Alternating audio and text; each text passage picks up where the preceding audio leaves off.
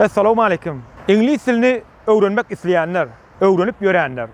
Gülzemin Sewda Din Jalş merkezinde yerleşýän Dur Zehin okuw toplumy konkurs yglan edýär. Şertleri ýöne köýje.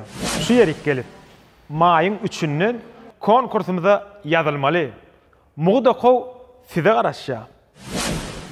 Maýyň 29-na konkursumyzyň jemjelýär.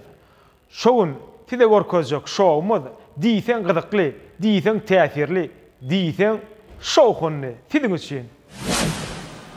Ýöne Dur Zehinni okamak şowdanam, şowhundanam has gyzykly.